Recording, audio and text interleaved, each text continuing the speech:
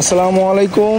দেশ এবং দেশের বাহির থেকে যারা আমাদেরকে দেখছেন, সাতক্ষীরাবাসী বন্যা কবলিত, আকাশ বন্যা কবলিত হয়েছে এবং এটা সাতক্ষীরাবাসীর জন্য অনেক ভয়াবহ একটি বিষয়। আমি আপনাদেরকে দেখানোর চেষ্টা করি। এখানে আপনি বলতে পারেন হাজার হাজার কোটি টাকার লসের সম্ভাবনা হচ্ছে, কারণ আপনার চোখ যতদূর যাবে ঠিক ততদূরই এই ঘের করা, এবং এক একটা ঘের কমপক্ষে হলেও 20 থেকে 50 লক্ষ টাকার মাছ আছে এক একটা ঘেরে, এবং এইরকম ঘের এখানে হাজার হাজার হাজার হাজার আছে এই ঘের। এবং দেখেন এই ঘেরগুলোর এখানে কিন্তু এও একটা ঘের, এবং সেই ঘের কোনো নিশানা নাই। এবং এই রাস্তা কিন্তু আমরা যেতাম, সামনে একটা মসজিদ হচ্ছে, সেখানে আমরা কিন্তু এখানেও মাঝে মাঝে যাওয়া হতো এই রাস্তা দিয়ে। এবং আমি আপনাদেরকে দেখাই কি পরিমাণ মাছ চলে যাচ্ছে ঘের থেকে, এটা আপনি কল্পনা করতে পারবেন না। সাধারণভাবে এটা আপনি কল্পনাও করতে পারবেন না যে এত পরিমাণ ক্ষতির সম্ভাবনা সাতক্ষীরাবাসী হচ্ছে, এবং এত পরিমাণ ক্ষতি যে সাতক্ষীরা মানুষের হয়ে যাচ্ছে যারা ঘের ব্যবসায়ী আছে তারা। এবং খুবই ভয়াবহ অবস্থা। আমি আপনাদেরকে একটু দেখানোর চেষ্টা করি।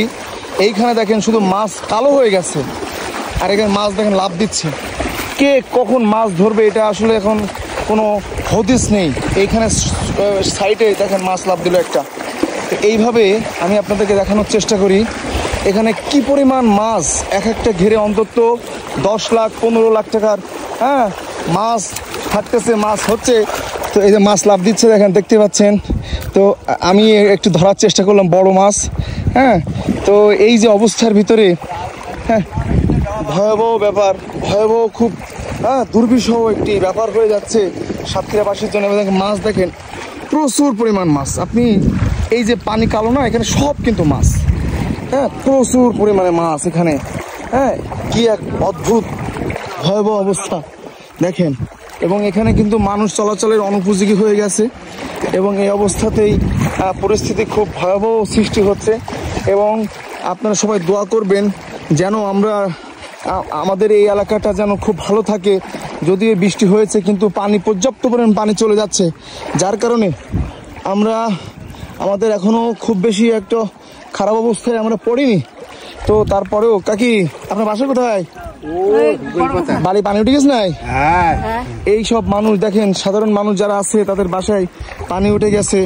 এইভাবে এখন পরিস্থিতি খুব ভয়াবহ। দেখেন যেখানে তাকাবেন ঠিক সেখানেই বৃষ্টিতে পানি আগমন ঘটেছে, যার কারণে মানুষের এক বেহাল দশা সৃষ্টি হয়েছে। এবং শুধু কিন্তু এখানে তা নয়, এটা কিন্তু সাতক্ষীরা জেলার এমন কোনো জায়গা নেই ঠিক এই পরিবেশটা সৃষ্টি হয়নি। দেখেন এই পরিবেশটা সৃষ্টি হয়নি। কাজেই আপনারা সবাই দোয়া করবেন। এরপরে যদি আর কোনো বৃষ্টি হয় তাহলে এই আমরা যারা এখানে বাড়িঘর আছে তারাও কিন্তু থাকতে পারবে না, তারাও কিন্তু ওই বন্যাতে ভেসে যাওয়ার মতো পরিস্থিতি সৃষ্টি হয়ে গেছে অলরেডি। কাজেই দেশ এবং দেশের বাহির থেকে যারা দেখছেন সবাই সাতক্ষীরাবাসীর জন্য দোয়া করবেন, যাতে সাতক্ষীরাবাসী ভালো থাকে, আল্লাহ যেন ভালো রাখে। সেই লক্ষ্যে আমরা সবাই দোয়া করি আল্লাহর কাছে, যেন আমরা সবাই একে অপরের জন্য দোয়া করতে পারি। সবাই ভালো থাকবেন, নিজের প্রতি খেয়াল রাখবেন, নিজের ফ্যামিলির প্রতি খেয়াল রাখবেন। আসসালামু আলাইকুম, আল্লাহ হাফেজ।